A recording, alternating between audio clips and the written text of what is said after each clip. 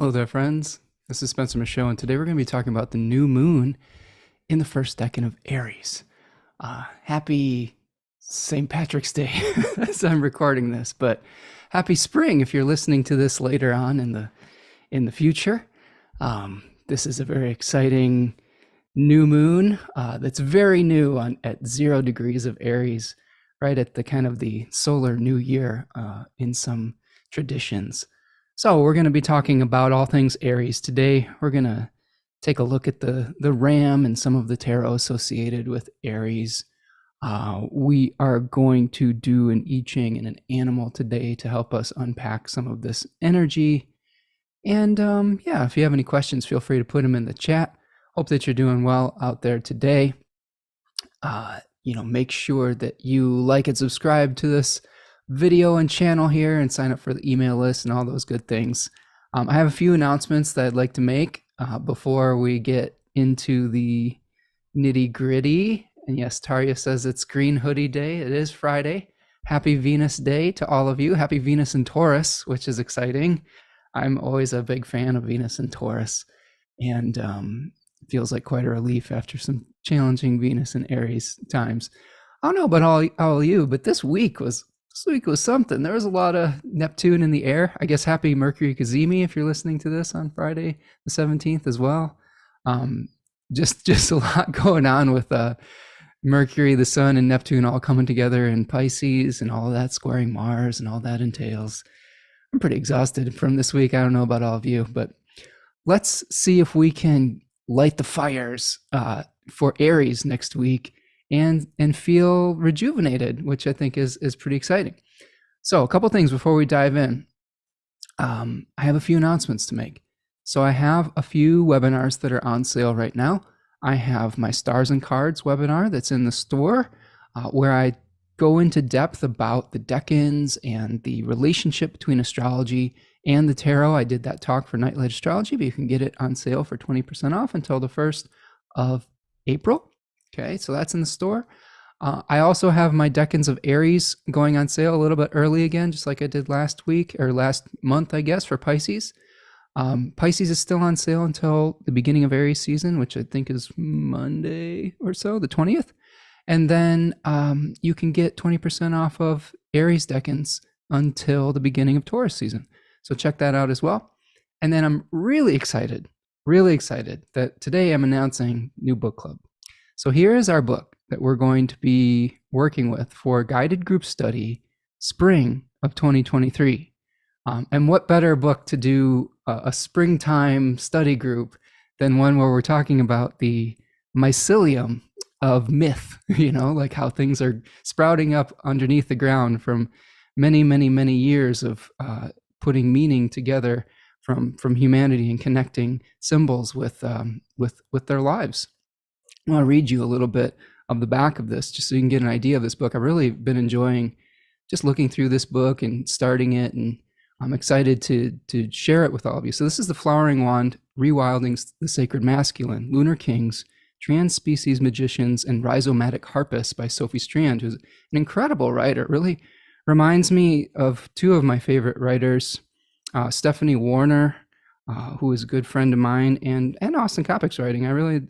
Those two are, I put them up here with like the pantheon of great writers. So really good stuff here. So it says, long before the sword-wielding heroes of legend readily cut down forests, slaughtered the old deities, and vanquished their enemies, there were playful gods, animal-headed kings, mischievous lovers, trickster harpists, and vegetal magicians with flowering wands. As ecofeminist scholar Sophie Strand discovered, these wilder, more magical modes of the masculine have always been hidden in plain sight. Sharing the culmination of 8 years of research into myth, folklore, and the history of religion, Strand leads us back into the forgotten landscapes and hidden secrets of familiar myths, revealing the beautiful range of the divine masculine, including expressions of male friendship, male intimacy, and male creative collaboration. In discussing Dionysus and Osiris, Strand encourages us to think like an ecosystem, instead of like an individual. She connects dying vegetal gods to the virtuous cycle of composting and decay, highlighting the ways in which mushrooms can restore soil and heal polluted landscapes. And then there's more. There's all sorts of different myths that she explores here. I thought this was a really great book, especially for Aries season, to begin in Aries season, because we're going to talk today about Aries and Yang energy, which is very, I guess, masculine. And some of the themes that we'll be talking about with the cards of Aries have to do with like domination, like conquering lands and things of that nature. Colonization was part of these cards back when they were formulated. There's Alexander the Great on the Two of Wands that we're seeing here. And I thought it'd be really interesting to examine ways that we can express yang energy or masculine energy, maybe in a way that is more appropriate for the needs of our culture and society now rather than in the past. And I'll tell you, one of the things I'm really enjoying about this book is how the symbols are able to metamorphosize over time. And I think this is a really important thing to be able to understand if you are an astrologer in particular, or if you're a tarot reader, is understanding that a symbol is multivalent, it's multifaceted, and it's going to draw upon the resources of the time and the culture that you are part of now. And man, it's just really brilliant. So I hope that you'll join me for that. We're going to be meeting every other Monday at 1 p.m. Eastern time, starting on April the 17th and going through June the 26th. And we're going to meet for a few hours. We're going to discuss the book. We'll probably talk symbol, we'll talk myth, we'll talk astrology. I think there's a really great way of connecting astrology to this, especially with the guest-host relationship with planets and their host. We're also going to have a Discord server where we have discussions, where you ask questions. I'll give you homework to work on. Just really building some great community. And I hope that you'll join us for that. There's a link in this chat to sign up or in the description of this video. So please join me. Again, we're going to be starting on April the 17th. Okay. I'm just going to welcome some friends here today. It's exciting to see all of you here. Hey, Nancy is here. Happy St. Patrick's Day from Maryland. Hello, Nancy. Rachel Fletcher joining us from Virginia. Darren Burr is here. Tarja is here from Finland. Darren's joining us from the UK. Lynn McMillan stopping in from Vermont. Yes, I think so. BB Skaja is here. Michelle is here. Faye Weatherly is joining us today. Scarlett. Hello, Scarlett. Let's see. Okay, so many good friends in the chat here. Again, if you're here and you're lurking, let me know that you're here.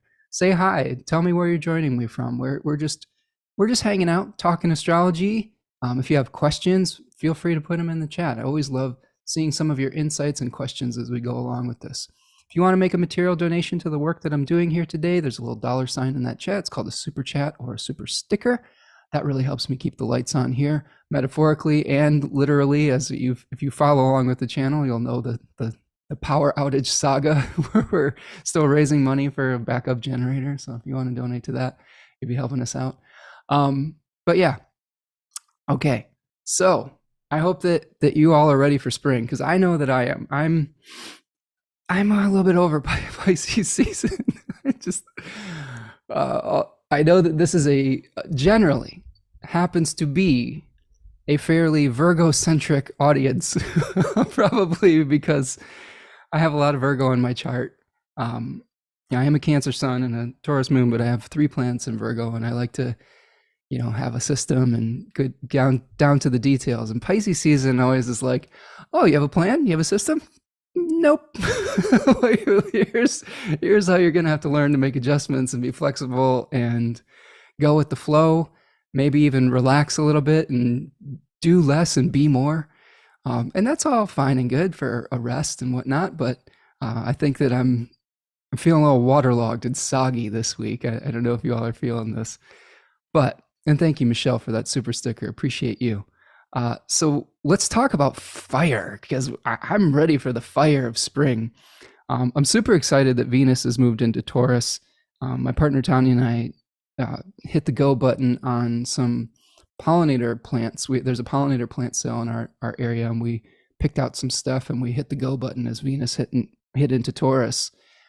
So I'm looking forward to that as well. That kind of works really well with the flowering wand and rewilding the sacred masculine, planting seeds. That's what we're going to be doing during Aries season, is planting the seeds of things that we want to create for future growth, being able to individuate, being able to separate from the collective. In the Northern Hemisphere, the transition from Pisces season to Aries season is an interesting one. We have all the kind of the melting snow in Pisces season here in the Northern Hemisphere, where, you know, we've got this mixture of mud and like water, and it's all coming together for this, into this primordial ocean that will hopefully create fertility. Now, when we get into, so again, unifying, where all the boundaries between things, between the snow and the mud and the water, are all dissolving. And we've had an extra dissolving one with Neptune in the story here, which is a planet of dissolving boundaries and maybe, I don't know, I don't know what it is. You know, you folks know that on this channel, Neptune is a little iffy for me. So someone's mentioning Cheryl's here from Chico, Aaron Rodgers' hometown, and that's been part of the saga of the Neptune, Mercury, solar stack up square Mars. If you follow my Astrology of Sports, or if you're a sports fan, Aaron Rodgers is a quarterback for the Green Bay Packers, or, you know, he's about to be the quarterback for another team. And he's been going through this saga where he went through a darkness retreat to figure out if he wanted to keep playing football. If you're not familiar with him, he's one of the best players, you know, in the NFL, and maybe even one of the best players in the history of the sport. So it's kind of a big deal. It's kind of like if a Michael Jordan type was moving on to a new team, and, you know, he's been there for a long time. And there's been just a lot of drama about him getting traded to the New York Jets, which he says he wants, but it hasn't happened yet. So there's all this confusion around it. I'm hoping it's today with the Mercury Kazemi. We'll see. but I digress. But welcome, Cherry from Chico. Tell Aaron to make up his mind and tell everybody else to get on with their lives. So Aries season. So all of this confusion, all of this merging of emotions, this waterloggedness begins to dry out when we get to the to the spring equinox. This is where we start to see the ascension of the daylight hours, where we've come to a point of equilibrium. You know, Pisces is aspirational to get to balance.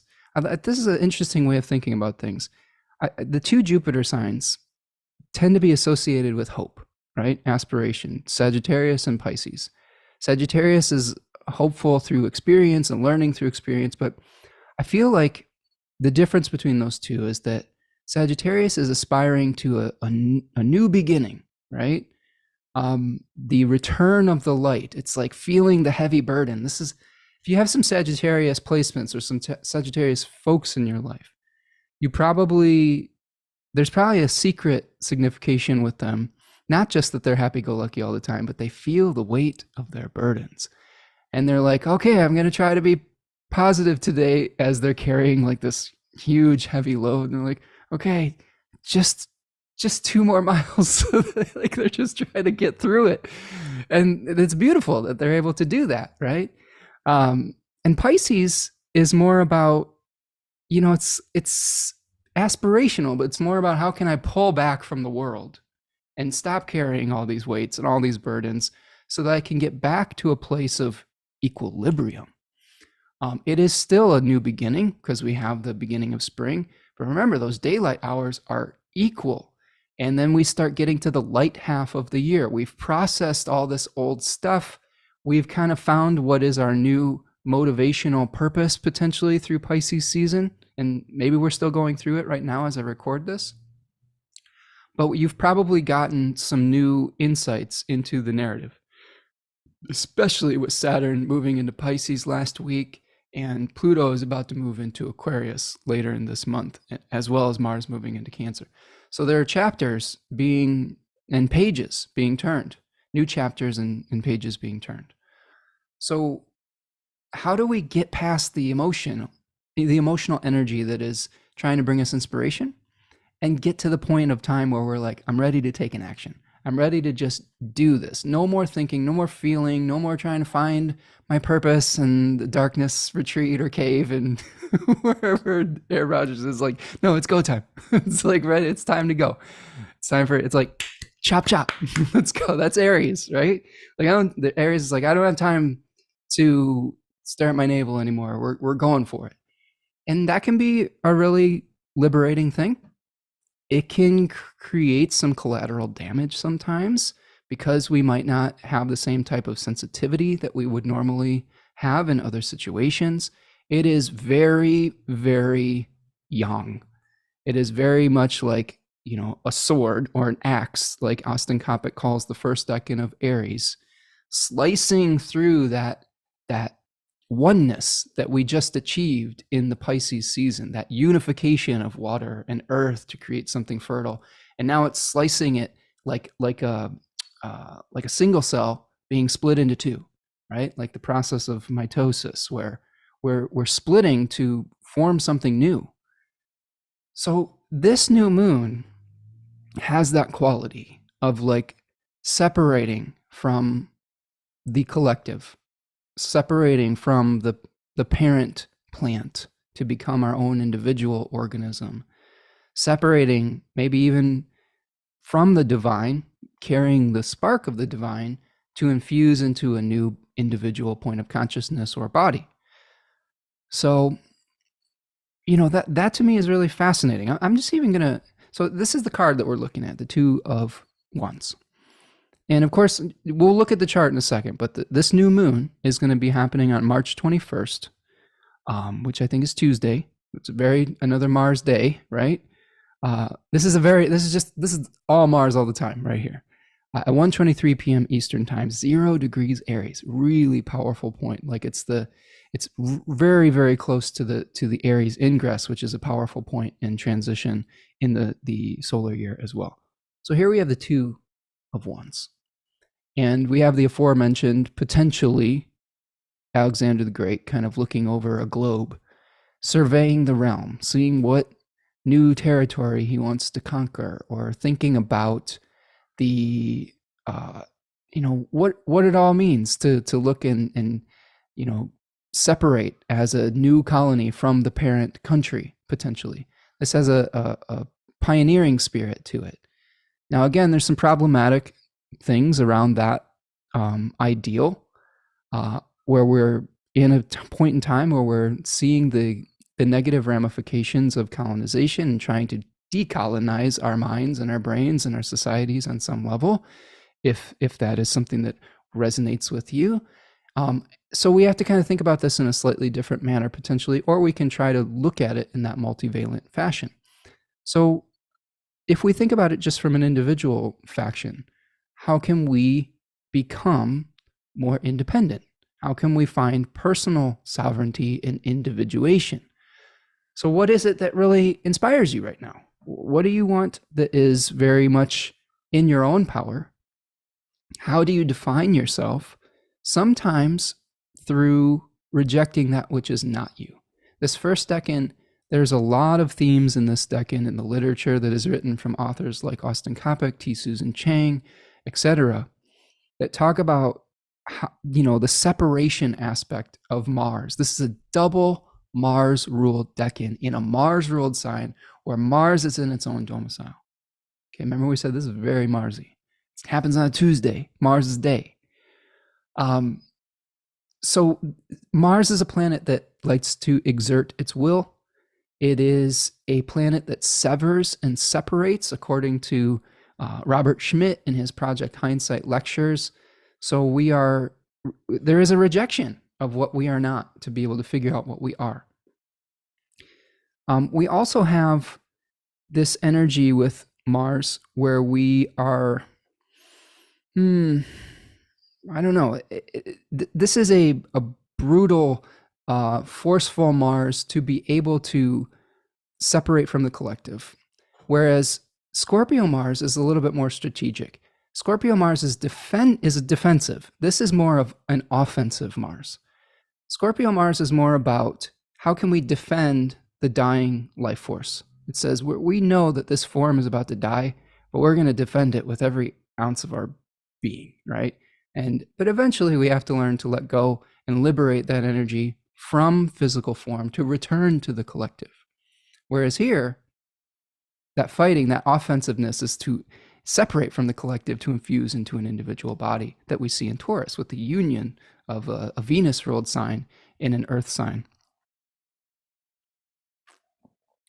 So this is a great time to make plans.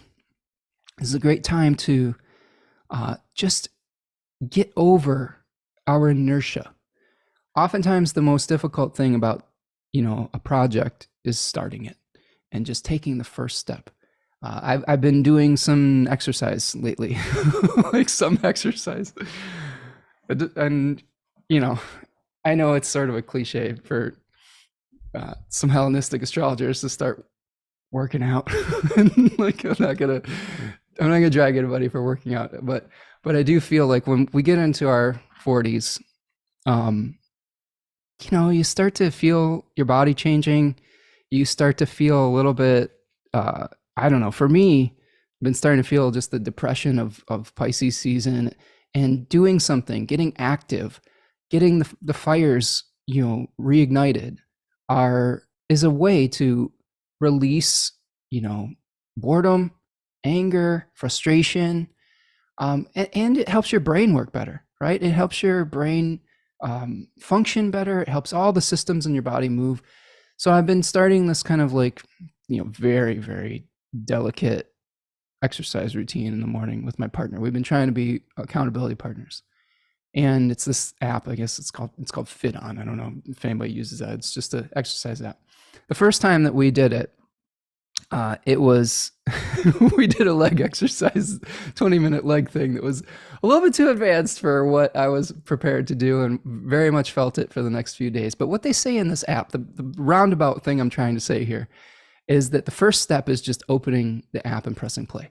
And that is the energy of Aries. Like that's the hardest part. Once you're actually in the middle of it, things start to flow, things start to function.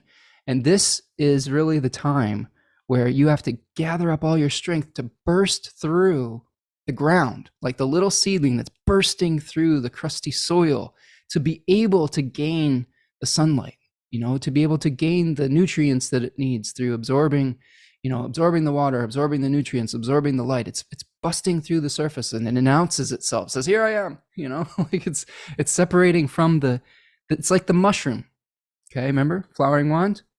Here's our mushroom that has burst through the surface of the soil, okay, and it announces itself. It still has all this support underneath it, right?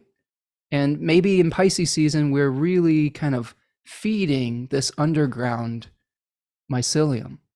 But when we get to Aries season, we see something phallic that rises above the surface, that it becomes visible.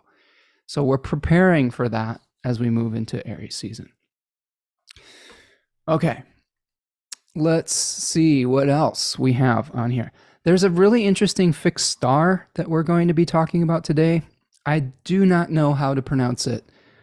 So you will see me probably pronouncing it 3 or 4 different ways today. It's spelled Scheat, which could be Shiat, could be Skiat. I don't know what it is. If someone is a good pronouncer, put it in the chat and I'll try to pronounce it the way that you think it should be pronounced. I'm going to go with Shiat today. That's at 0 degrees of Aries, and it is one of the shoulders above the leg of Pegasus. And Pegasus is an aspirational figure in myth. It's a flying horse, for crying out loud. It's this very divinely inspired vision of something that rises up to the heavens. So there's some extra boost with independent thinking, challenging our social norms, aspiration, innovation, but maybe also some headstrongness and some rashness to this as well. We're really trying to get that new start, come hell or high water on some level. Okay, I'm just looking through the chat with your amazing comments here. Just welcome some new friends. Susanna is here from Finland. Melissa is joining from Chicago. Well, the Bears, I'll tell you there, Melissa. The Bears been making some moves. They signed a bunch of free agents and looking pretty good, those Bears. Packers fan here, so I was born in Chicago though, so it's a weird little quirk that my grandparents are from Milwaukee, and I used to go up to their house every weekend and watch the Packers. So even though I am a Chicago kid, my loyalties lie in Wisconsin for that reason. Creating Harmony Khadija is here. Say all green on this Venus day. It's good for St. Patrick's. Yes, we're just getting into the Venus vibes today. Even though we're talking about Mars, I should have worn my bright red hoodie, but I didn't want to offend Venus today. Kate says, I'm prepping for Aries season 2, been starting walking. Yes, that's good. Like, what I'm realizing about things like exercise, getting in shape, becoming active, starting a project, it isn't just one day where you're just like, oh, I just decided I'm going to do this. There's a lead up. There's a preparation. If you want to get in better shape, sometimes you got to start slow. You got to set the mood. What I've been doing this week after the really difficult workout that left me in a lot of pain is I've been doing gentle stretching. And I was like, we should have started with that. She was like, well, I didn't know how bad of shape you were in. So yes, this is the time now to get the, get stretched out, get your muscles ready to start running, right? Without necessarily having to push the go button yet. The go button's coming, but getting yourself ready, getting yourself prepared. And yes, Kate is joining us from New Hampshire. So nice to see you here, Kate. She said, I had to shovel so much snow, could feel my back pain starting to threaten me. Yes, I mean, this is the march of time, isn't it? What I'm realizing about getting a little bit older, and I'm not that old, I know it's all relative, but we do have to work a little bit harder to maintain a baseline of health. And you have to work even harder as you continue to age. We're really fighting against the quality of entropy, where things are starting to decay. So we're trying to keep it all together. We're trying to keep it tight without everything like melting into a puddle. And it just takes a lot of work. And if you've been used to good health or relatively decent fitness as a youth without necessarily having to do a ton of stuff, which is, I had a pretty fast metabolism, so I was actually very fortunate to be in okay shape as a young person. But as you get older, that's when the work begins. This is why I think this is why Saturn is also associated with old age, because it's like, oh, here comes the hard work of old age as well. So Actia is here. Hello, friend. Says, I've been weighing the pros and cons of different job options with a Pisces 10th house, finally feeling like my partner and I are ready to commit to a new location and community. All right. Yeah, I mean, it's coming. You can feel the ground. You can feel the energy stirring beneath the ground right now. Yeah, Kate says, so stretching and small walks to get ready for Aries go time. Yes, exactly. And thank you, Susanna, for your compliment on the green. It is my color. As a Taurus moon and Taurus midheaven, I feel really good in green.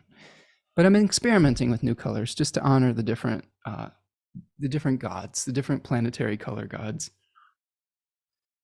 Yesterday I wore light purple for Zeus. That was interesting. But you might not see it though if I only do these on Fridays and Saturdays. My Monday students get to see moon colors. Anyway. All right, so let's pull up this chart because we've got some things to talk about here. We'll pull up this chart. First, I want to show you something first. I want to show you the slides from my Aries Decans webinar. So this is one of the slides for the first decan of Aries. Let's just do a little bit more big picturing here first, because what I really like about this webinar that I put together were these focus questions, like being able to see the themes. And you can pick this up now for 20% off, okay? Aries Decans webinar, where you'll see that we're talking all about the cards of Aries, the myths. We'll talk about Phrixus and Hele. We've got the ram here, Aman or Aman-Ra, who Liz Green talks a lot about in the Astrology of Fate. We talk about Mars, talk about the spring equinox, of course, the exaltation of the sun, of the individual point of consciousness. Aries themes, right? We've talked about this: individuation, yang force, separation from the collective, establishing sovereignty, raw willpower, initiating action, hopeful anticipation, conquest, rulership. But let's specifically focus on this first decan here. And you can, again, you can pick this up for 20% off. But some of the themes for this particular decan: severing the umbilical cord, Chokmah in Atziluth, which is a reference to the Kabbalistic tree of life. Chokmah being this kind of flash of inspiration, and Atziluth is like a spiritual fire, right? So we've got this flash of passion, okay? This awareness that, oh, we feel something again. We feel like something that inspires us to take action is really what we're seeing here with Chokmah and Atziluth. The splitting of the one, cellular mitosis, we talked about. Raw force and undiluted yang, or yang. The sperm breaking through the wall of the ovum. I love that metaphor because it is like this breakthrough, but to create new life, right? To be able to fight your way through a barrier, to be able to unify with something and then split and split and split to become something completely different. The burning of the seed, the bursting of the seed husk, right? So we see with our spring gardening metaphors like this bursting of the whatever kept us contained, where we may be feeling a little bit tight within the cocoon right now. We're like, we're ready to bust out, you know? We're ready to expand. There's an expansive energy with this, okay? So some of the questions that we can ask ourselves: how can you individuate?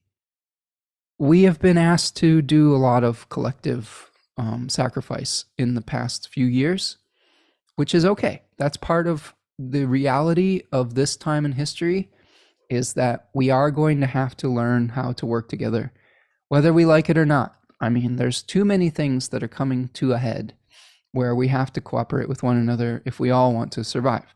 And that's always been true, but it's becoming more and more true as the earth gets more populated, as the climate changes, as there's more communicable diseases, as we are working with technology that unifies us and we can be more in each other's thought space. There's all sorts of things that we have to work on together. But we still have to respect our own individuality. We have to respect our own growth process, our own hero's myth, although this book that we're going to be looking will challenge that, and how we can become cooperative while still expressing that yang energy. What is not you and what is another question we can ask. Again, we talk about Mars rejecting that which we are not to be able to establish what we are. We will be able to give our own royal decrees in the second decan of Aries, but this first decan is saying, this is really not me. I don't feel like I want to be part of this anymore. I need to remove myself from this particular situation so that I can go my own way. It doesn't mean you necessarily have to get in a fight about it. Although a ram is a very territorial animal, I mean, this is why I'd use the on my Instagram, I like to use like song to speak to some of the metaphors. And for this new moon in Aries, I posted Mother by Danzig, which had twofold meaning. I picked out a phrase where I was like, you know, do you want to bang heads with me? Do you want like that? Which I thought was very Aryan. And also as a reference to Mars, but moving into Cancer eventually too. There may be some challenges that we have in this new moon that are related to family issues, potentially with a mother figure or something of that nature. The new moon itself is going to start off being hosted by Mars and Gemini. And again, we'll look at that in a second, but it will very shortly after move into Cancer, which may be a relief to some if they've been dealing with Mars and Gemini and having difficulty. But Mars is in its fall in Cancer. It's not a comfortable place for Mars. It's not very direct necessarily, and it creates conflicts in places where we would normally desire safety and security. So that's what makes it a little bit of a difficult placement. How can you break new ground? Okay, there is a way, I think, to establish your own personal sovereignty and quote unquote territory without oppressing others. I think that's what we're going to be trying to figure out here as we move forward as a society, is how do we continue to grow as human beings, as a species, without making it so like that so many people have to suffer for that. Those are the questions that we're trying to answer right now as a community. or at least a good portion of us are. Where is brute force necessary and where is it excessive? Okay, so again, there are going to be times where we can't avoid just kind of barreling our way through. I mean, this is just this part of life. Oftentimes, we have to do the opposite of what we are trying to achieve to be able to achieve it. And I'm thinking about sometimes we have to fight for peace. Sometimes we have to be peaceful to win a fight. Do you see what I'm saying? Like the paradoxes. Oftentimes, if we take peace for granted and we don't stand up for injustices, then we let people who maybe like this Alexander figure in this card that will allow those folks to dominate and to take over and enslave people. So you have to, there is a balance point. And this is something that I hope that I'm understanding correctly from studying Taoism and that type of philosophy. Is there's always a seed of the opposite within the action that you're taking. And they're constantly flowing into one another. And, you don't have to be a pushover to be a peacemaker. I think that's another thing that Aries people need to understand, or even Libra people, or people on that Aries Libra axis. If you have a nodal axis there, I talk about this with Aries North Node folks sometimes, where my story for them comes from this book by Jan Spiller called Astrology for the Soul, she's a really great. She was one of the first modern astrologers that really just like, her books just really spoke to me. And she talked about a snake who came and visited a village. It was this giant snake, and it started eating all these children. And this wise man came to the village and saw all these people suffering. And was like, "Snake, what are you doing? What's going on here? You can't eat people." And since the snake was subject to the wise man in this story, he stopped doing that. The old man went away, came back later, and the snake was being really abused by people in the town, really like beaten up, kicked, like he was an inch from death. And the wise man was like, "Hey, snake, what's going on here? Like, why are you allowing this?" And the snake said, "Well, you told me I couldn't eat the children, couldn't bite, And the wise man said, "Snake." He pulled him aside and said, "I said that you couldn't bite, but I never said that you couldn't hiss, right?" So that to me, that story has really stuck with me for 20 plus years since I first read it in that book. Like, there are times where we have to like set a boundary, hiss a little bit to be able to stand our ground without necessarily having to completely destroy the other or, murder people like the snake was doing in that story. So this is really how we protect ourselves on some level, is being able to say, this is who I am, this is what I'm not. It's okay for you to be you, but I don't want to be that. And you go your way and I'll go mine. That's really I think the most beautiful thing about Aries, in general, besides the fact that I just have a lot of Aries friends now for some reason. I didn't used to as a young person, but I've come to appreciate it. The newness of it, the where everything feels like the first time. And I just love that about my Aries Sun friends, is that they just are really able to see things through innocent eyes quite often. And it's a really beautiful quality, especially if you feel a little bit world weary, if you feel like you've just absorbed all this negativity, and if you're someone who's super emotional like I am or have been, having someone who's like, "Stop whining about this, let's just go do something, let's go play some like basketball or something," that's really nice. It's nice to have people like that in your life that are like, "Get over yourself, let's just go do something. You're just wallowing in your own self-pity. Come on." Like, get out of the house and do some stuff. So that might be some of the energy that we're feeling here as well. So what new territory do you want to conquer? Again, this could be intellectual territory as well. This could be, something where it's something in the mind that we're moving towards, as well as maybe something physical. What new beginning is worth fighting for? Okay. Again, we can't always avoid conflict in our life. In fact, some conflict is healthy. I think that we have a boost right now from Venus and Taurus, right? we've had Venus in a sign that is very, very proactive. And Venus tends to function better when she's receptive.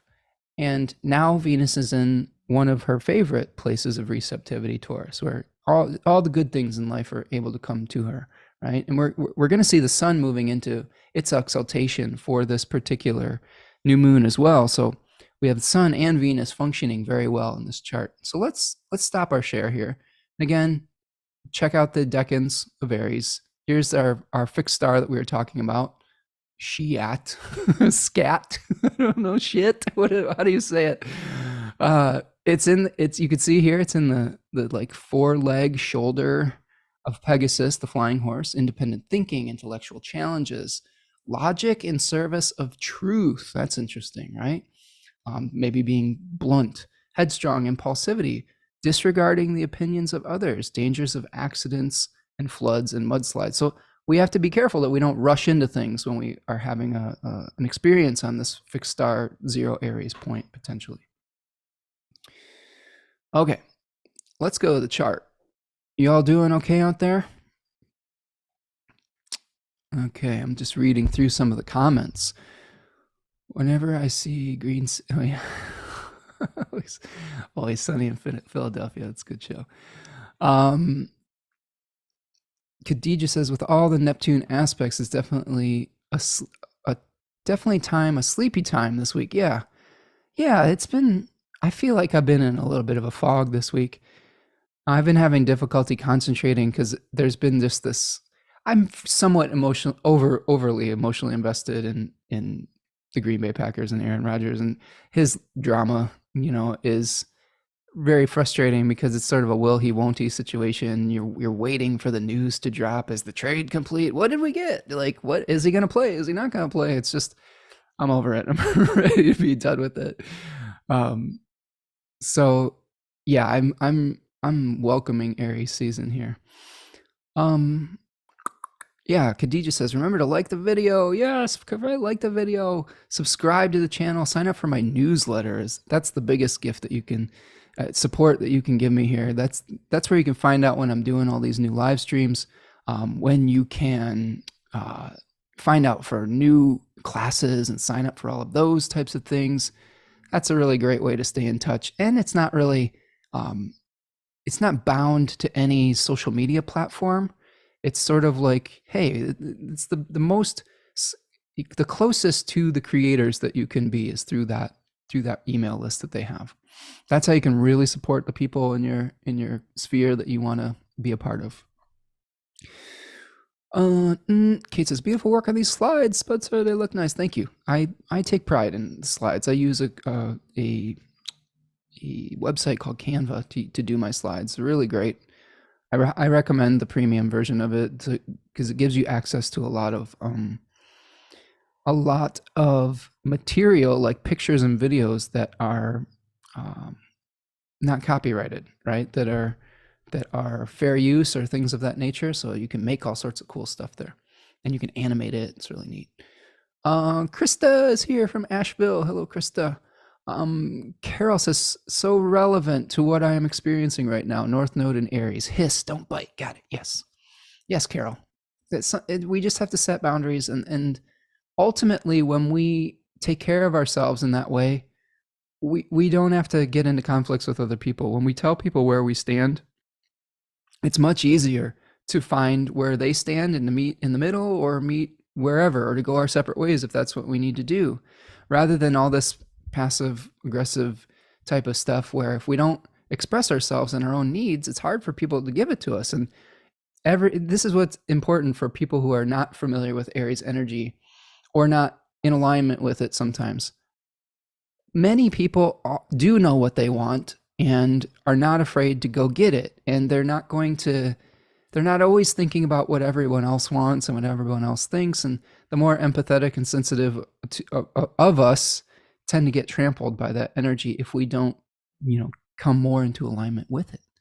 So again, it doesn't mean you're a bad person. It doesn't mean you're mean. It just means that it's okay to stick up for yourself every once in a while.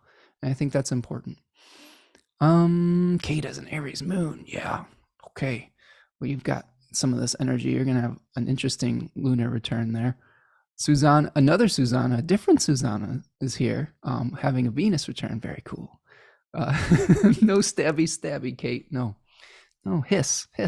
No stabbing. All right. So let's pull up the chart. Thank you so much for being here with me today. I always appreciate all of you and the attention that you bring. It's an honor to be able to be of service to you here in this forum. Thanks for going on all the digressions and little journeys that we go with a Gemini Venus that I have in my chart here. I just like telling stories. I'm a storyteller. Okay, so here's our new moon in Aries, the chart, May 21st, 2023. We've kind of gotten the vibe of what the first decan of Aries is all about. Let's just look at some other features of this chart potentially. You can see 0 degrees sun and moon coming together at 0 degrees Aries. Very powerful astrological point. It's a new season. It's a new start. It's the newest of the new moons, okay? We do also have Mercury and Jupiter co-present with the new moon. Mercury having newly ingressed into Aries, thank goodness. I think I don't mean to rag on my, Mercury Venus pals. If you have that in your chart, there's a lot of beautiful things about you. I'm not saying that you are challenging, but Mercury in Venus, Mercury in Pisces, which it still is today, if you haven't noticed by my the speech getting all garbled, is that sometimes delivering our message can take a few circuitous paths down roads that we normally wouldn't expect. And that can be nice sometimes, but it can also be frustrating if we're trying to get some things done. So this will not be the case when Mercury moves into Aries. This will be a lot more direct communication, a lot less followers. We're trying to gain support. We're saying, don't I have a great idea? And wouldn't you like to come along for the ride? Like, it's a Venus ruled decan. So we go Mars, Sun, Venus. That's our decanic story in Aries. Separation, clarity, okay, authority, kingship, royalty, and then Eros, which is Venus, and being able to ignite others' passion, to celebrate our achievements, or to be able to gain a following or gain someone over to our point of view through our humor and charisma. Okay. Jeannie is here. Sun, 2 more planets in Sagittarius, Moon, Pisces, Aries rising joining. Hello. You have an Aries North Node too. All right, cool. So maybe some of this is landing for you Aries North Node folks today.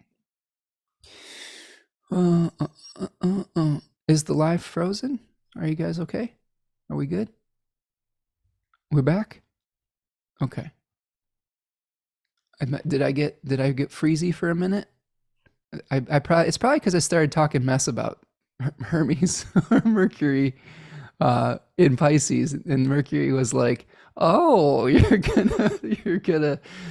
going to talk some mess about me here." Well, here you go. Well, hopefully we're back. All right. So these are the planets that are in Aries here. And we are, again, we just saw the ingress of Venus into Taurus yesterday evening, as I'm recording this on the 17th. We are, experiencing with Venus and Taurus. The first decan of Taurus is related to the 5 of Pentacles. And actually, I got this. This was my card of the day. I got it reversed like twice. Like, I usually pull 2 cards, and I got it the same card. But the Taurus 1 card sees 2 figures that have fallen on hard times, that are going outside of a church in the snow. And, one is on some, on crutches, like maybe has an injury or an illness or something of that nature. Their clothes are kind of tattered. And this card's kind of a warning. It says, hey, you know what? It's important for you to plan. It's a Mercury ruled decan, or you might experience some scarcity. There's also some themes of like being rescued by divine, intervention with this card. What I think with Venus in Taurus in the first decan that we're experiencing in this new moon and as of yesterday is that, yeah, Scarlett says Mercury did not like being brought up. Yes, you gotta respect these deities. Venus is asking us, I think, to maybe take stock of our resources at this point and say, how are we going to put them to their best use? Like, how can we gather, Venus, all of our resources together to be able to plant the field of the new inspiration that we have? So, like, for example, my partner and I purchased some plant starts. We're not picking them up right now.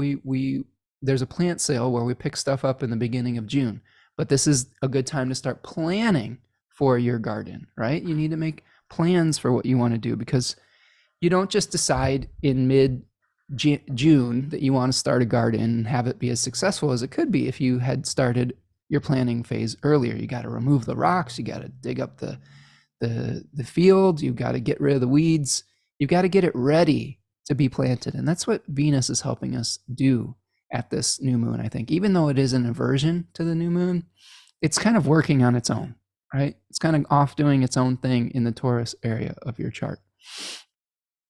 Okay. The other thing that will be just happening at this new moon is that now Venus is in a sextile with Saturn. So there might be some help that these two planets are giving one another, or that Venus is giving Saturn, to be able to say, hey, you know what? If you have a new dream, if you're feeling like you want to go off on a new journey into the recesses of your imagination, well, maybe you need to find the right type of tools to do that, the right type of resources to be able to do that. Let's take a look at the host and talk about the host of this new moon.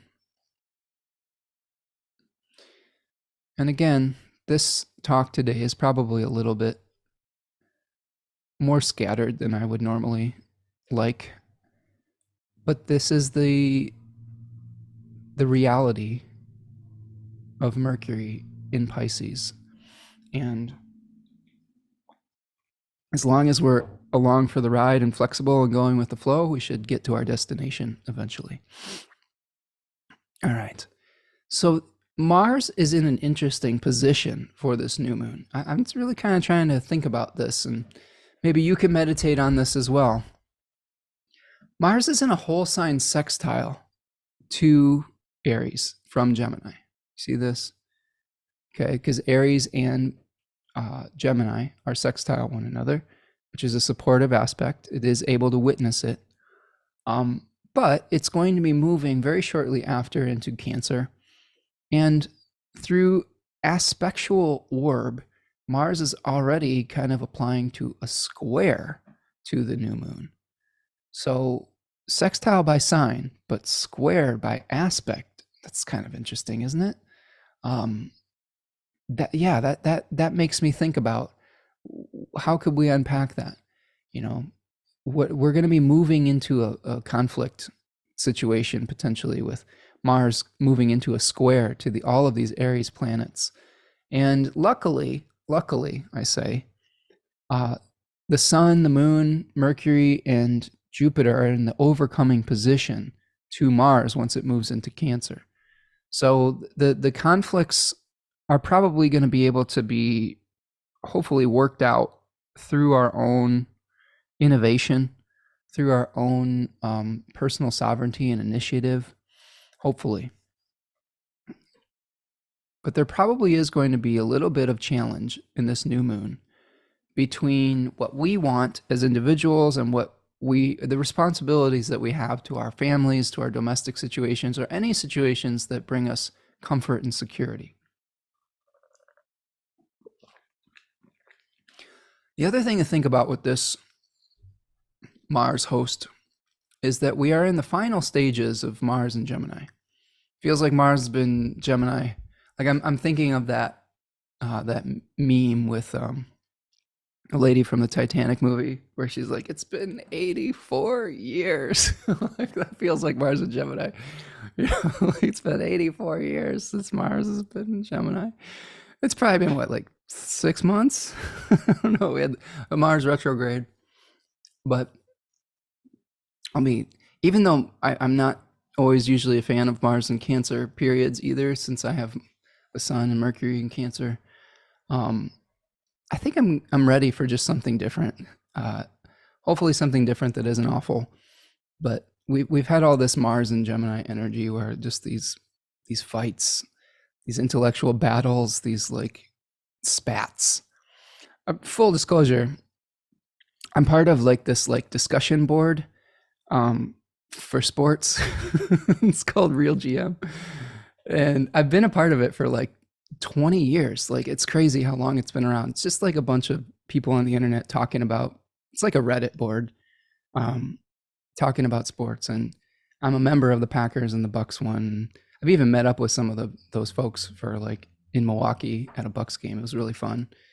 But I was kind of spouting off because I was getting so frustrated about Aaron Rodgers and how selfish I think he's been acting over the last few years. And I called him an entitled prick on the message board, and the moderator did not like that and deleted my comment. And then I sort of got into it with the moderator, and I'm on like a 3-day suspension from the board, which to be honest, it hurt a lot more than I thought it would. But it's funny because that's Mars in my 11th house. Like I got into an argument over something ridiculous and had to take a time out. And to me, that's like Mars and Gemini to a T. Is you're arguing over something that maybe it's important, maybe it isn't. You know, you have a difference of opinion. In this case, it felt kind of arbitrary that I got a suspension from the board, but whatever. It's neither here nor there. I just freed up my time to do my work instead of like looking at sports on the internet. So again, what's interesting to me about that, and I'll bring it back to something practical for all of you who aren't sports freaks.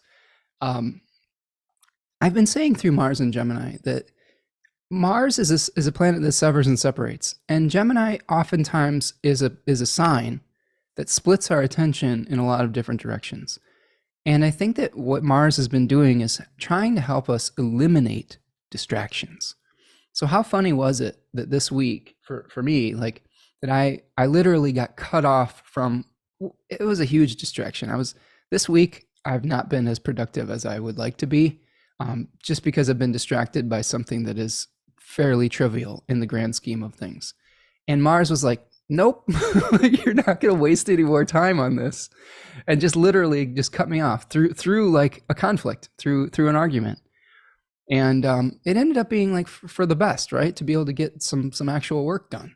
So think about this at this new moon too.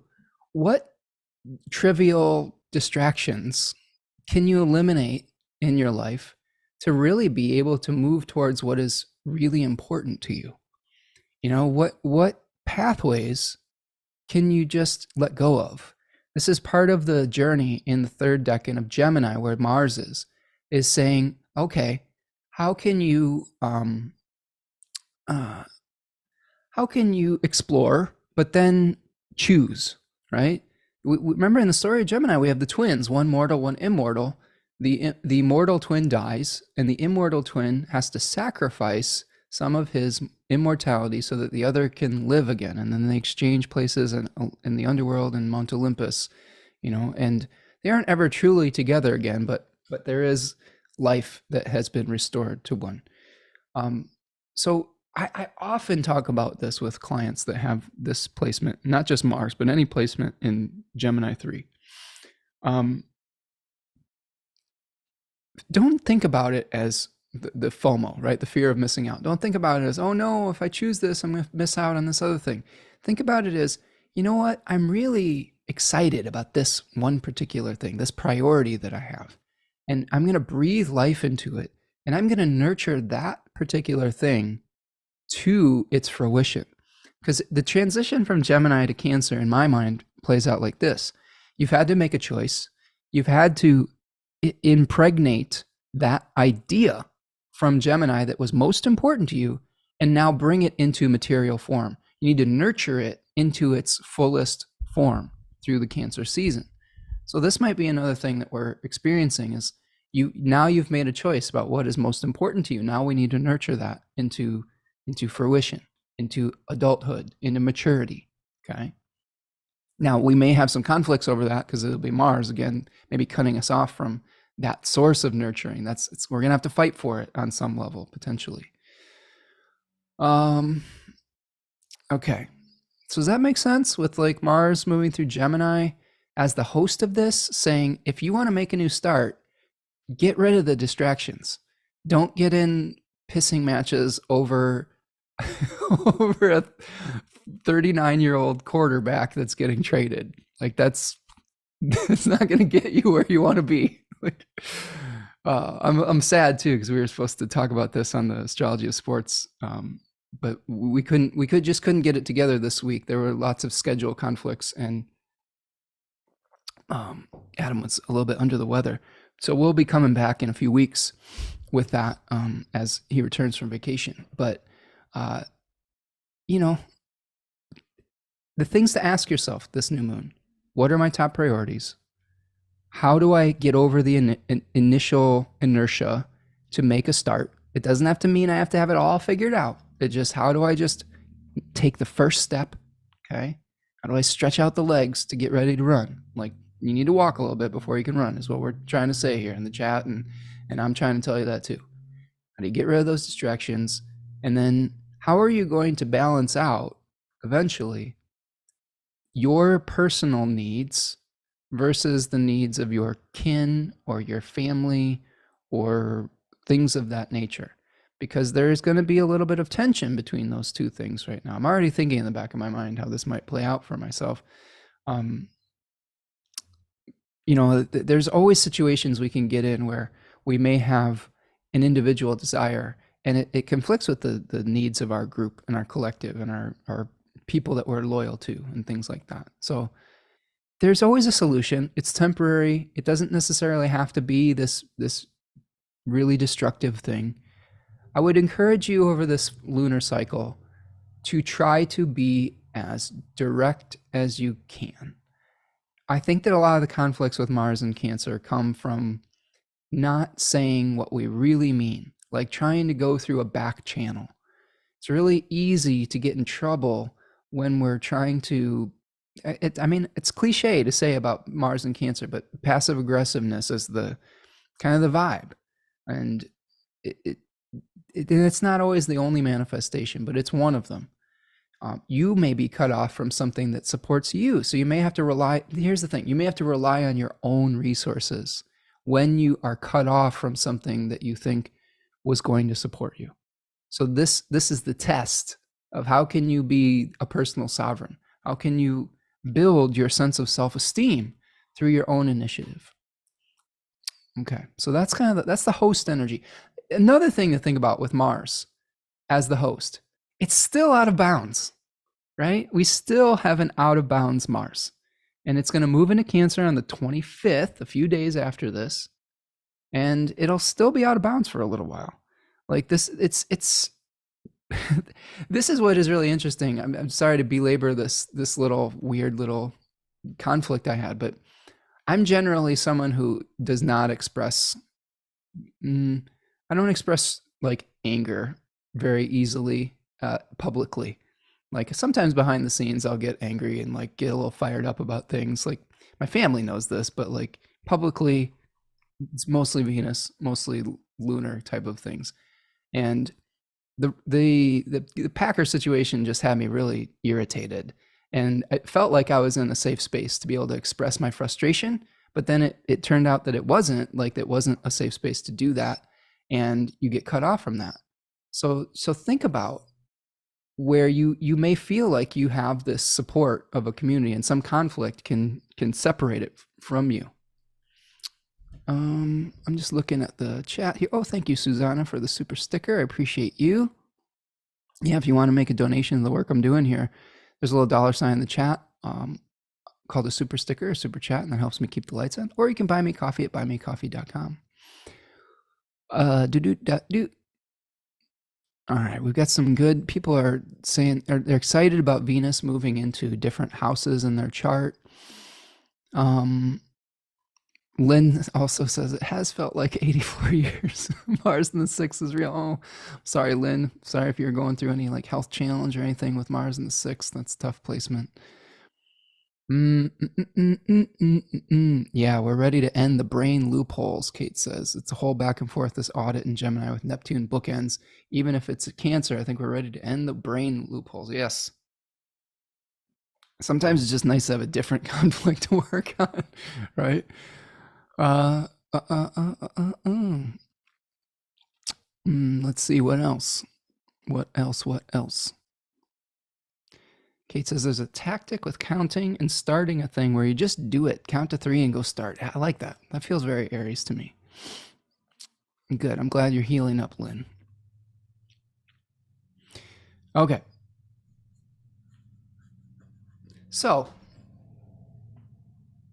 let's take a look at some of the other things we may experience through this work. We will, let me see if I've missed anything on my Aries I examination.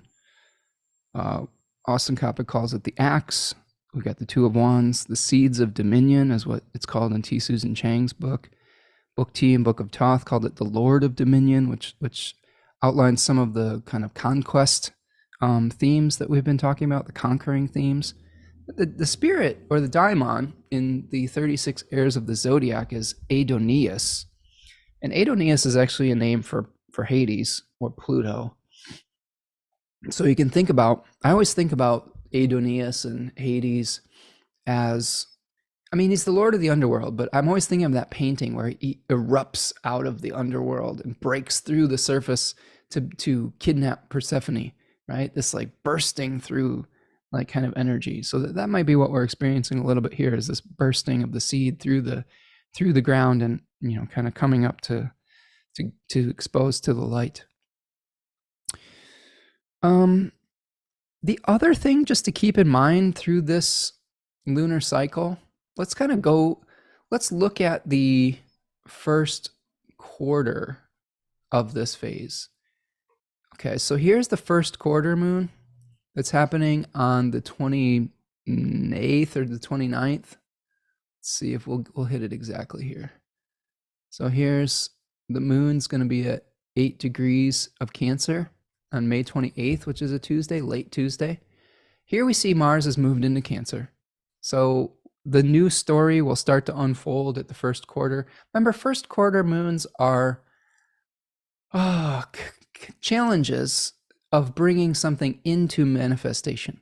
Last quarter is more about like the questioning that comes to be able to let go of things, whereas the first quarter is how do we bring things into being, right? And they become full at that full moon, or they flower at the full moon.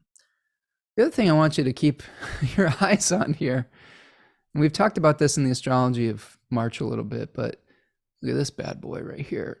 Pluto will have moved into Aquarius on the 23rd. So shortly after this new moon, Pluto in Aquarius.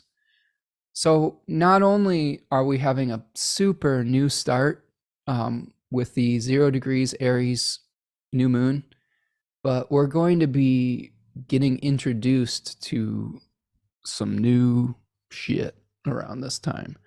We've already seen some challenges with the banks failing around this period of time. I hope that that's not a thing. I mean, it already is a thing, but I hope it's not something that is indicative of what might be to come on some level. But there's going to be new challenges that we're going to be experiencing. Talked at length about Pluto and Aquarius in previous talks. But again, some of the themes that are on my mind: climate change, technology.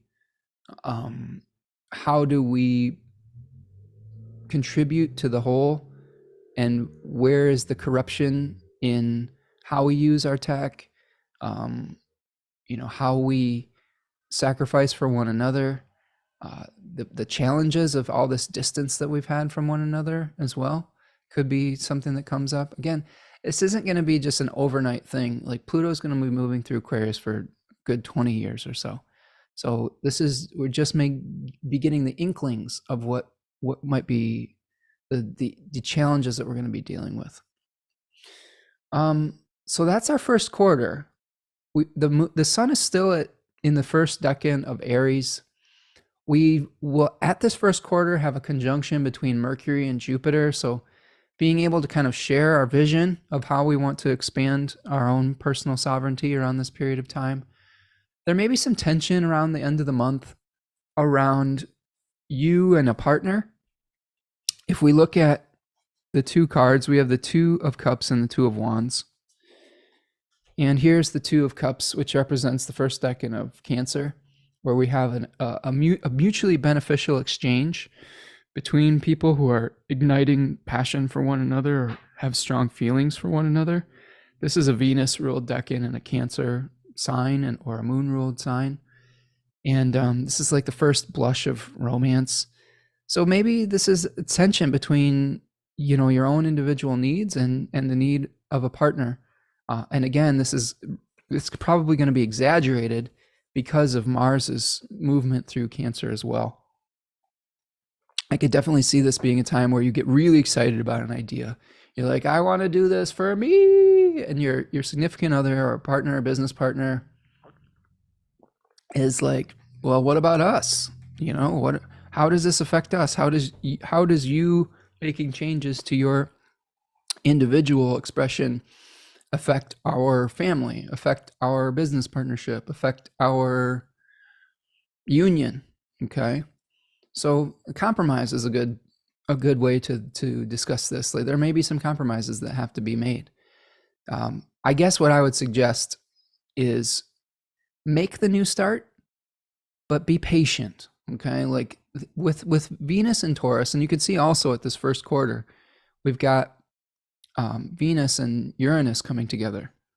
You're going to have to be patient. You're going to have to let things grow. You can plant the seed, but you don't want to keep yelling at your plant, grow, motherfucker. Like that's not how you make a plant grow. You water it, you feed it, you nurture it, and then you let it be. If you want to play some classical music for it, that's fine. But yelling at it and like getting angry at it isn't going to make it grow any faster. And that's probably the same in our relationships. We're not going to bully people into cooperating with us, or bullying people into getting what we want. That's when Aries can become destructive. So we have to keep that in mind, that there's going to be some collateral damage to our individuation. And we want to minimize that if we can. But it's this Venus-Uranus conjunction is also encouraging us to do something that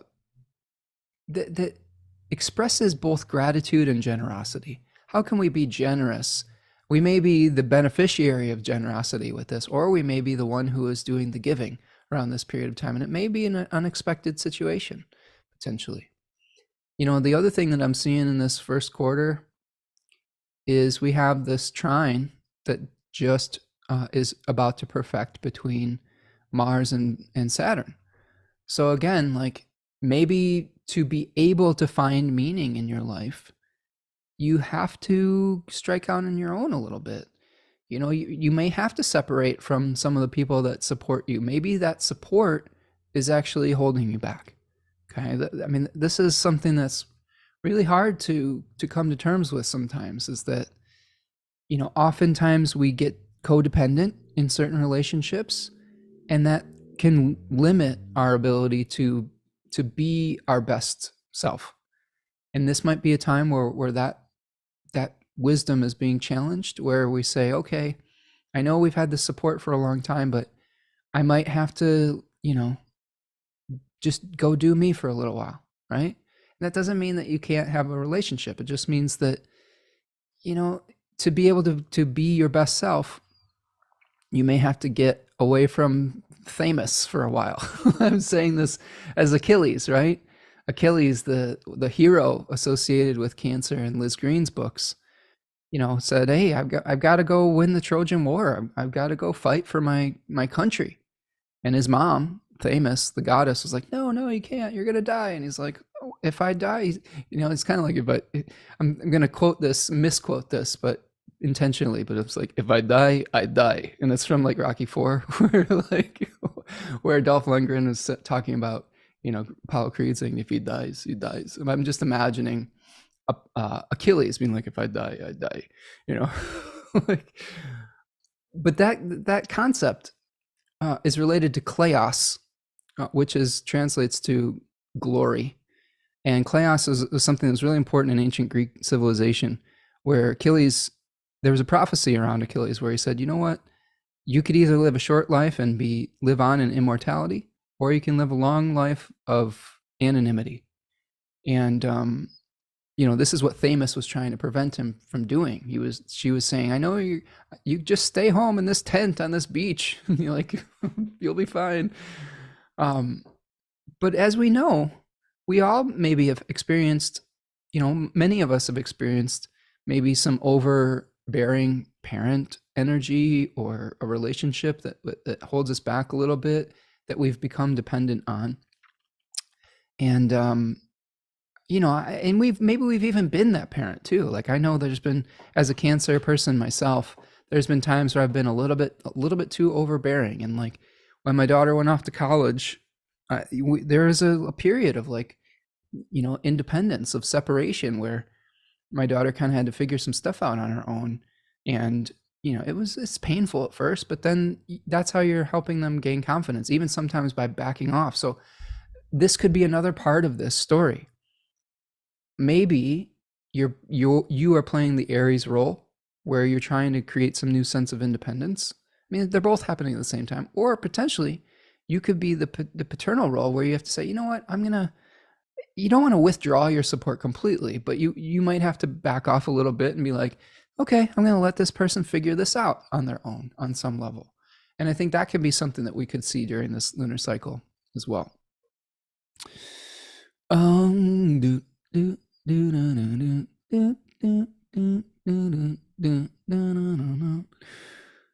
Kate has anger suppression issues. Well, I'm sorry, Kate. We'll try, we'll try to work through that during Aries season, right?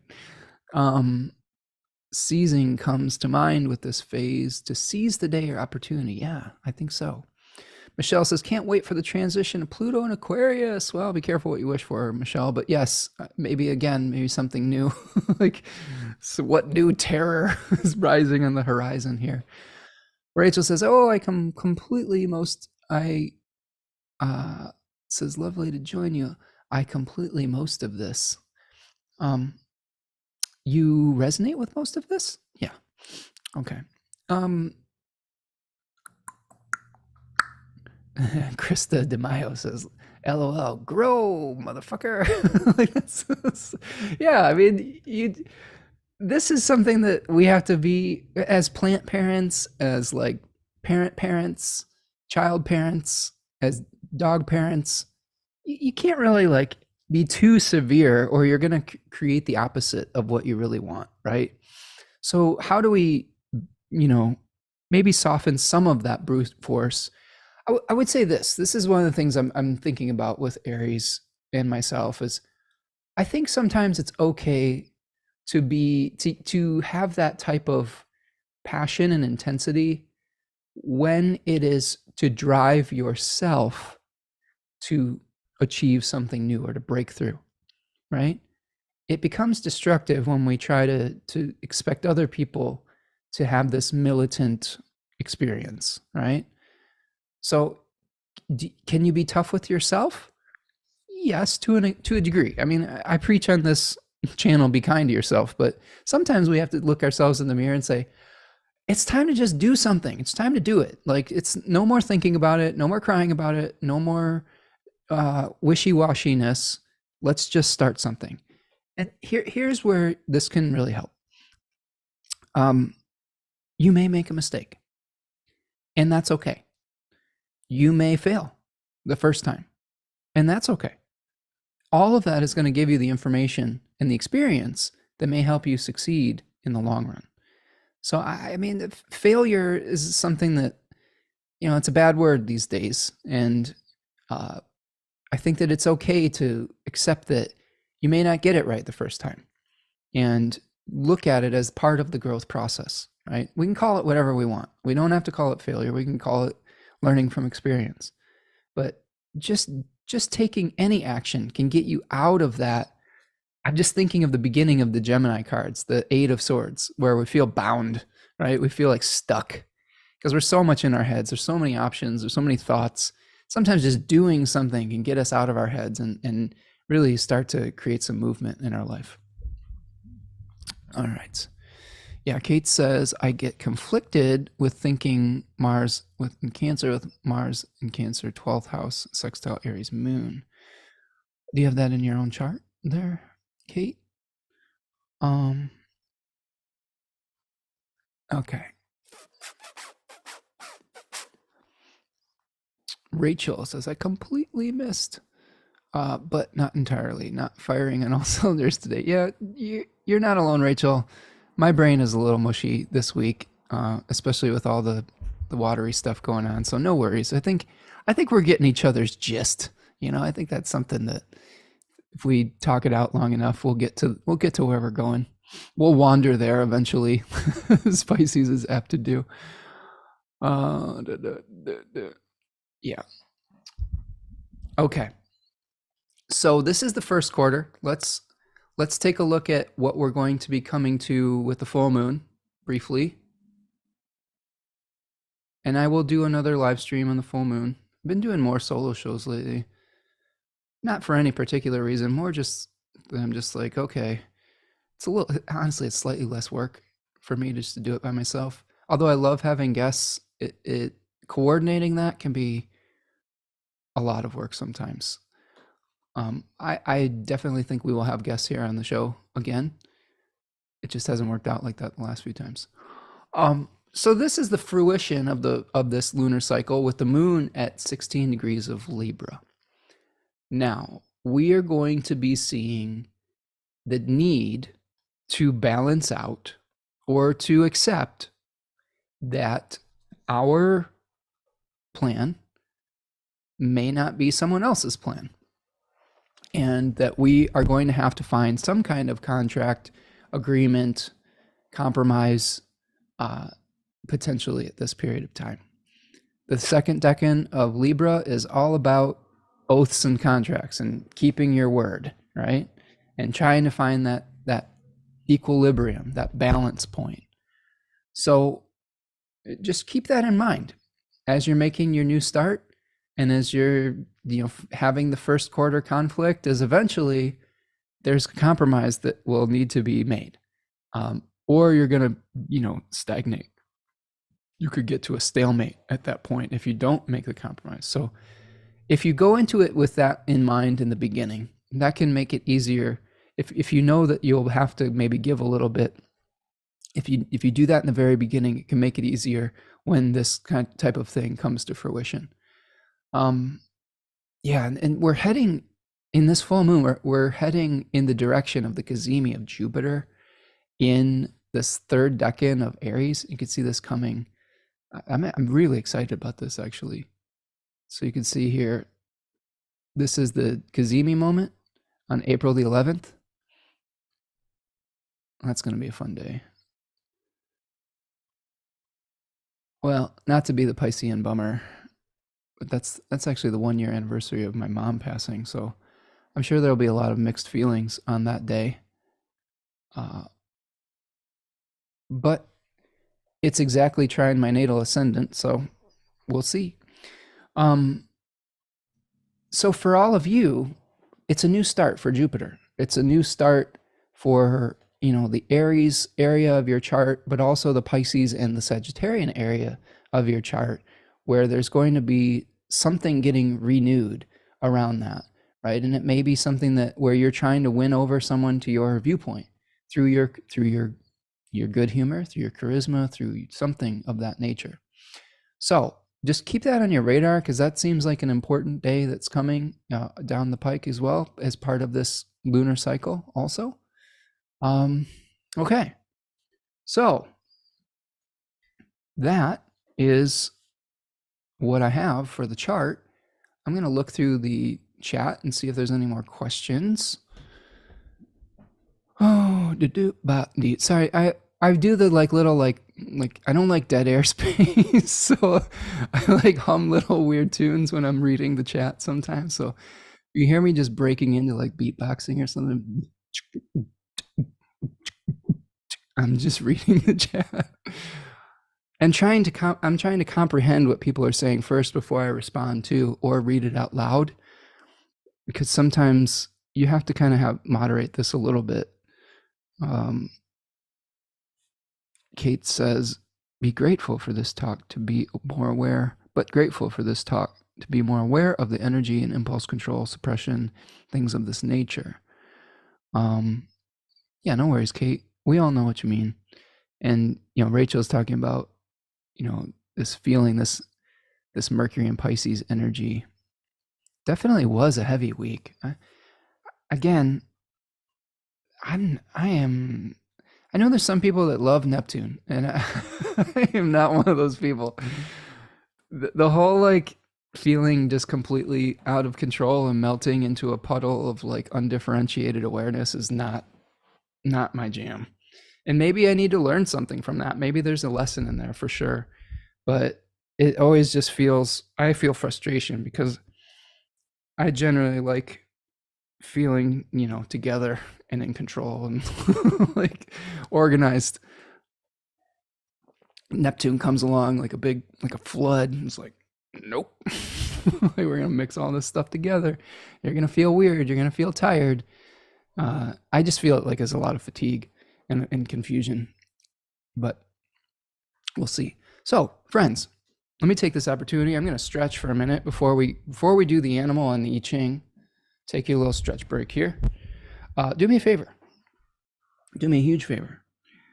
Please like this video if you haven't already. Please subscribe to the channel if you're new here. This is a place. This is a place for everyone. If you're nice to one another, you are welcome here. I really appreciate the community that we have here. Appreciate your intelligence. Appreciate your kindness, and just really excited to see all the folks in the chat and all of your intelligence. So do me a favor, like the video, subscribe, sign up for the newsletter. Got some really exciting things coming up in the next few weeks. Again, if you weren't here earlier, guided group study is live for spring of 2023. We're going to be doing Sophie Strand's The Flowering Wand, rewilding sacred masculinity. So trying to find healthy ways to express that yang energy and to build more cooperative masculine, communities potentially, which is something that I think would be really nice, and you don't have to be, any certain thing to participate or whatever. We're going to be studying myth and how they're all connecting. We're going to be studying how astrology is connected to myth. We're going to be studying how time and space will provide the right expression of an eternal theme, if that makes sense, the right form of an eternal theme. And this, I think, is the great work, of astrologers in every era, is how can they communicate those symbols? Because that's what we are as astrologers. We're communicators. We're intermediaries between whatever these, the meaning behind the surface of things to the literal thing itself. And how do we communicate those to make it meaningful for people in this time, for the issues that they're facing in this time? And that's the work that we're going to be doing in this guided group study. I'm really excited about it. I think it'll be a lot of fun. Again, great writer too. Great writer. Really, if you like she's a poet. If you like great poetry and great descriptive language, she's a great author. Okay, let's talk about these symbols and wrap it up for the day. All right. Yeah, Tarya, we're talking about Jupiter Kazemi. Taria's asking me why I haven't found the creativity of Neptune. I don't know. I used to. I think that I've been on a little bit of a journey with creativity, Taria. I have Neptune in my 5th house, so that's interesting. I think that I did used to lose myself in my creativity, which created a lot of problems in my life, also a lot of gifts. So I think that my personal, if you really want to know, um, I think I'm trying to have a healthy relationship with my uh, surrendering to the divine oneness, because sometimes I feel like I can surrender to it too much. Like I don't know. I've never really had a huge challenge with like substance abuse or anything like that, but I would say that I'm trying to have a healthy relationship with my own creative process, if that makes sense. Like I think I was a creativity addict in the past, and the practical parts of my life really, they were really difficult for a long period of time. So I think that if I'm being honest with you, and I usually am on this channel, it's there's going to have to be a healthier relationship to creativity and to Neptune, and it'll come at some point. I am starting to feel the urge to merge once again with that creative process, and I think that's why this book is really appealing to me. There's a lot of creative potential in this book. It is not as technical of a manual as we've been doing in other guided group studies. It is more about feeling. It's more about myth and symbol, and those types of things really appeal to me. And I think that that will be part of this Neptunian healing potentially. So I hope that's a good answer. Okay. Thank you, Nancy, for your contribution. I appreciate it. Let's talk the last 2 symbols that we have here. In Taria, you'll like the animal that we have because it's you just kind of hit the nail on the head with that. But let's talk about the I-Ching first. The I-Ching that I got for you was number 28, which translates to greatness in excess, too much, overload, critical mass, which requires us to set priorities and make choices, which feels very much like Mars in the 3rd decan of Gemini, doesn't it? And there's 2 changing lines, and the changing lines will get us to the hexagram 49, which is called revolution, molting, shedding our skin, metamorphosis, transformation, out with the old, in with the new. It's springtime, everything's new. Line number 1 says, spreading white Kogan grass as an offering mat, no blame.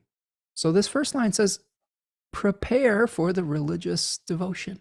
Okay? Preparation. Remember, walk before you run. Stretch out a little bit. Get things all ready. Get all your resources gathered, right?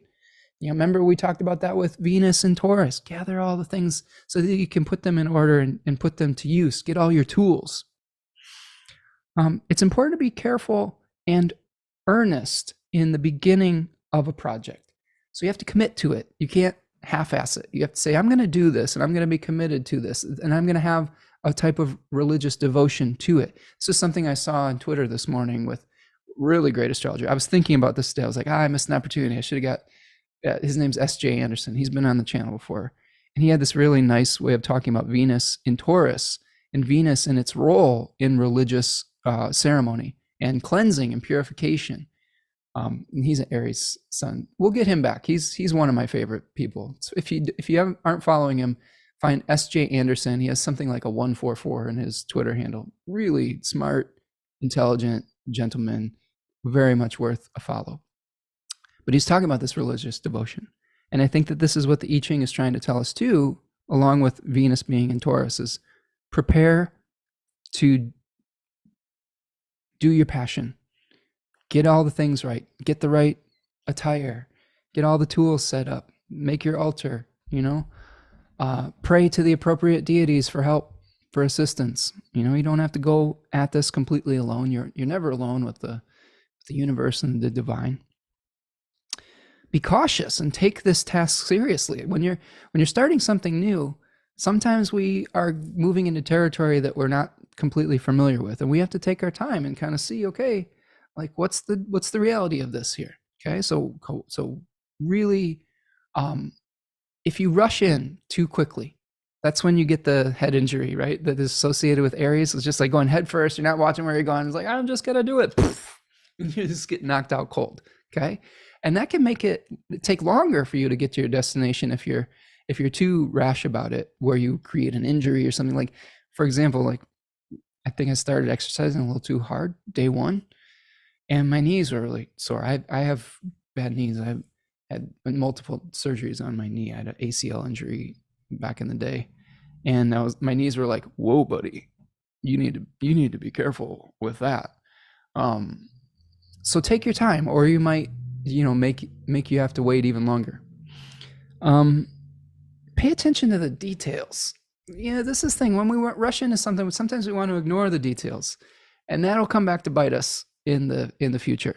When we skip over important details, especially if we're trying to do some of this while some of this Pisces stuff is still active, the reality check will come later. So take your time, double check things if you're feeling like you don't have everything straight. It's okay to wait a little bit if you don't have the proper, thing finalized yet either. Line number 2 says, a withered willow sprouts new branches. An old man takes a young wife. There is nothing that is not beneficial. Now remember, a lot of these I-Ching hexagrams were based on ancient Chinese civilization and the norms that they had for that society. So keep that in mind when we're thinking about these things. But really the metaphor speaks to renewal, like the renewal of spring, like a new sprout coming from an old branch. Maybe there's something where there's a project that you're wanting to feel rejuvenated within. Maybe that guitar that's been staring at me over there for a while, maybe I need to pick that up. Maybe there'll be some new inspiration that sprouts from that, right? Energize yourself by being around enthusiastic beginners too. When I was teaching songwriting at community college a few years ago, I did that for a Jupiter cycle for 12 years. I would talk about people, and with beginner's mind, I would say, if you are an experienced musician, share your knowledge with others, but also respect the beginner's mind of people who have less experience, because their enthusiasm is really important to acknowledge and to honor. And maybe there's somebody in your life, maybe we've gotten jaded in some part of our life, where we can team up with someone who is a beginner and have that be something that helps motivate us, right? So, and this can also be like some kind of unorthodox partnership or relationship as well. So there may be unusual alliances that come up during this new moon cycle. Be open to that. Like, don't just dismiss someone because they're new at something. That's a mistake, because you can really find new ways of doing things when you listen to people that are fresh and seeing things through fresh eyes. And that's the beauty of Aries season. It's like everything seems fresh. We've been going through this winter, and it's like, oh, we're over it. And finally, it's like you see the little flowers come up. You're like, oh my God, this is amazing. Life is returning, So it's that enthusiasm can be contagious. Okay. The animal I got for you is bringing us back to that creativity conversation. I got the seal. And the seal is the first things in the literature, animal frequency, that I pull these from. It's a book by Melissa Alvarez. The first keyword is creativity and inspiration, sensitivity, artistic, energy. It's a daydreaming animal. Like a seal just sits there sunning himself, being able, about to dive into the primordial, artistic, divine, spiritual ocean. Spends time in that ocean, which is related to like collective consciousness. So pay attention to your dreams. Take some time to be creative. Start something new. In our house, our project for the spring is a pollinator habitat. We're going to be killing some grass and putting in some butterfly, stuff, some pollinator bee habitats. And I'm really excited about that. That is where some of the creative energy is going to go in this household. But where does it go for you? What is important for you? And how can you lose yourself in it a little bit, right? How can you lose a sense of time and space and be connected to that divine spirit? The seal is going to help you with that. Okay, friends, I think we've got another one in the books here. I've seen some really, I'm going to check the comments one more time. I've seen some nice compliments for SJ, who, again, is an amazing astrologer. Thank you for supporting him. He's awesome. Any other questions before we wrap for the day? Mad Hippie's Life is here. Hello, friend. I think that's Deb dropping in. Have to watch from the beginning. I'm a 3 degrees Aries sun. Have a grandbaby Deuce. Well, Deb, I'm rooting for you and your new grandbaby. I think that'll be super fun. You have to keep us in the loop. And I hope that all of you have some kind of creative birth that happens at this new springtime. There's possibilities. Like open yourself up to the possibilities and just see what happens, you know? Again, no mistakes, right? Only experiences and learning experiences. And yeah, so that's what I've got. Like and subscribe to this video. Sign up for the email list. Sign up for guided group study spring 2023, where we're doing Sophie Strand's Flowering Wand. Super excited about that. And that is what I have for you today. I will see you the next time. Be kind to yourself. Be kind to others. Set healthy boundaries within reason. Remember, you don't have to bite. You only have to hiss. But then, do it with a spirit of, moving forward under your own power rather than making someone else feel pain, right? Only do that kind of hissing in defense of your own personal sovereignty. And if you stick to that, you'll probably have a pretty good experience. All right, friends, that's what I've got for you today. We will see you the next time. Take care. Peace.